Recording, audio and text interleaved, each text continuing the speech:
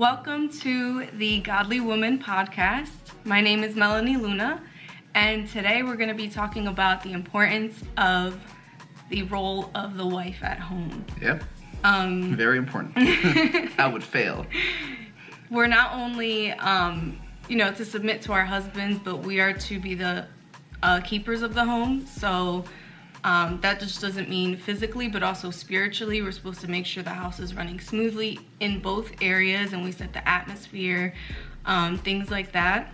I was inspired to start this podcast because I currently am a housewife, and I felt a little bit of shame in the past, or not even in the past, just in these recent months from other women, even other believers, look at me a little weird when I say I'm a housewife. So then I began to ignore that question altogether or try to avoid it because they made me feel some sort of way, like as if that position was less than or not really that important. Right, like it had no value. Yeah, so a lot of people do tend to look over this role, but God actually sees it as really important. I remember recently we were watching a show called The Chosen, and in that show, Jesus is in the house of Peter, and he's, calling him to do ministry and all these things with him. But as his wife is in the home doing her daily duties, Jesus comes up to her and says, "Hey, I see you." And to me, that was like, I love that part because people think that that's not an important role, but Jesus came up to her and, just reassured her, like, I see you, and those everyday mundane tasks that you do are seen by me, and they are important. So, I just wanted to shed light on that because I feel like, in today's society, they put more value on careers and your purpose in ministry, especially in the church world and things like that, which are all good things. And I know that I do have a voice outside of my home, and I know that God has called me to do certain things, but I also know that it's not the timing for that. And I also know that what's more important right now is for me to establish a foundation in the home with my husband and for my future kids. Because eventually that's what's going to shape, your family. That's what's going to shape your churches. That's what's going to shape the kingdom of God and essentially the world.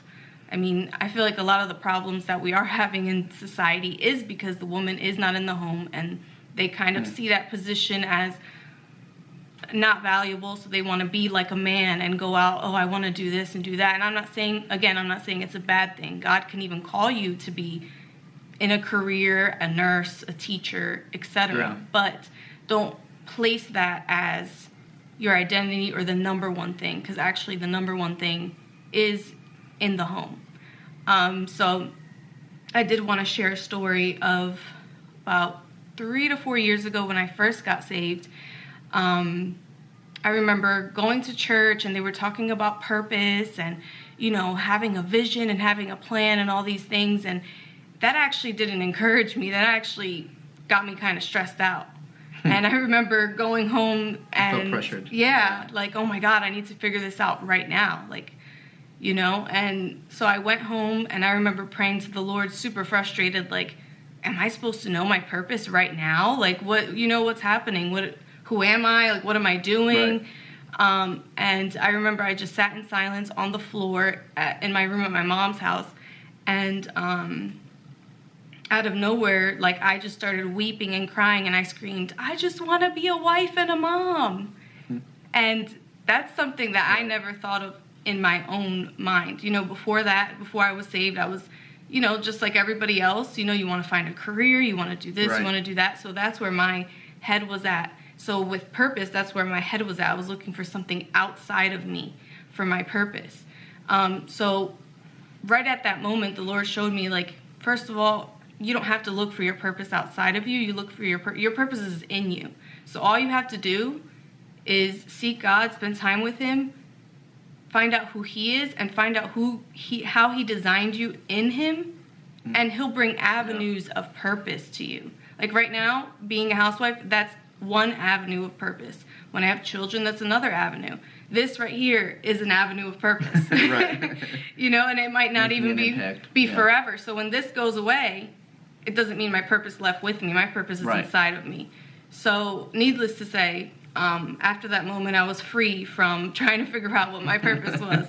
And so, even at that point, I didn't meet Rodrigo yet, and the Lord even told me to stop looking for jobs. How long after that experience did we meet? Probably a couple of years after. Oh, okay. Yeah, and I remember right before I met him, I was still kind of like, Lord, like, I don't know what you're going to do in my life, but I need some sort of breakthrough. So I did start looking for jobs again and whatever. I didn't know how else I would move forward. And the Lord literally told me, stop. And I didn't understand it. So I was like, okay, I'm going to stop. And a couple months later, I met Rodrigo, and, I started doing emails for him and just working in the business. But in recent months, it's kind of grown, and he has other people doing that. So now I'm just solely working in the home, and God made it a way for me for that desire that he designed me for, and all women for.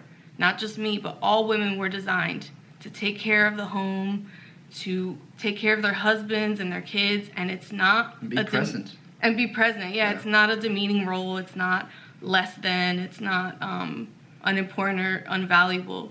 So... yeah, that's so true. And I think, guys, just to bring some validation to what Mel is saying, is that there are so many people today who focus so much on purpose, and you have to discover this. You have to find this out. Like, by 25, I have to be here. By 30, you have to be here. And so you have all these burdens that are not real. They're just man-made purposes that make you feel like you have to be somewhere in life. But I could not take care of a home by myself. Some of you guys follow me. You have seen the post of what my apartment looked like before Melanie and what my apartment looked like with Melanie. And the background that you see, the place that we're in, it's a home, but it takes a wife to make the home.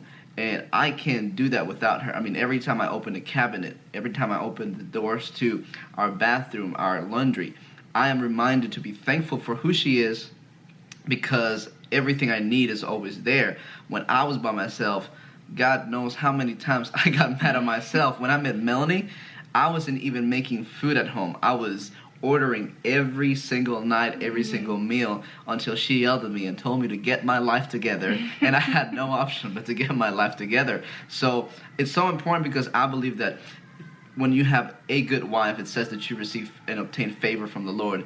And one of the things that oftentimes we confuse that is that we value favor as promotion. We value favor as the materialistic things that we get, promotion in the job. Sure, that's favor. But it's favor to have a house that's clean. It's favor to have a house that is just...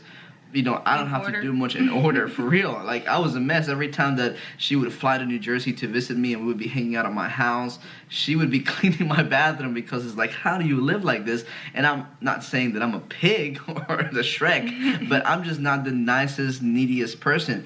But in the journey of our marriage, I've discovered for me that, okay, I've gotten into the cooking things lately. I've gotten into the cleaning things lately, because I want to serve my wife, and making a note mentally that those things please her, and that it brings something that would cause her to feel joy makes me happy. So it is my duty to fulfill that aspect. And she's pushed me into becoming that husband that I have to be by design, the way that God called me to be. So again, it takes a wife to make a marriage, and it takes a man to make the marriage. But really, it took a lot of her things that I had not consciousness for, to really put me in that place. So if I wasn't married, God knows what my house would look like today, because I knew I wanted to get out of the apartment where we were at before we met.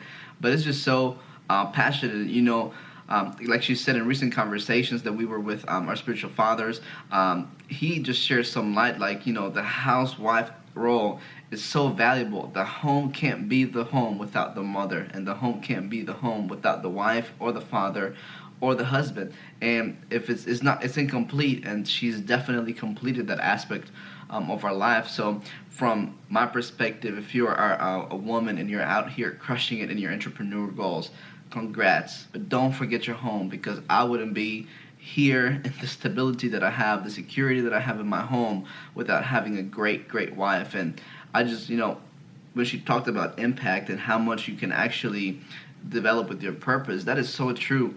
But think about it this: everything begins at home, and your greatest purpose will be at home. When you impact one kid, you raise him the right way, you're impacting more than one generation. There's multiple generations there that you're blessing. So just wanted to encourage you from my perspective and put that into play. Mel had so much, she was struggling with shame concerning this, and she came up to me about 4 weeks ago, and she said, man, God just told me this. And I said, really? And so in conversations, again, going back to what we were saying with our spiritual father, he said, yeah, that's pretty normal, where people will shame you just for being a housewife. But we need the housewives. We need the wives who will support the men. We need the wives. Like, having Mel has liberated me from responsibilities that I was just like, Lord, please set me free. And he did. Go ahead, babe. Yeah, so just for, to end it, if you desire to be a housewife, or if you currently are, or also stay-at-home mom, don't be ashamed of that role. Like, don't let people, especially the people that are feminist or whatever is going on in today's society, that they're kind of mixing in with the church, because I've even seen that. Yeah. Don't let them shame you about it, because actually it's a really important role. And you were called for it, you were designed for it, and it's not easy. So yeah. Good job. See you guys. Catch you later.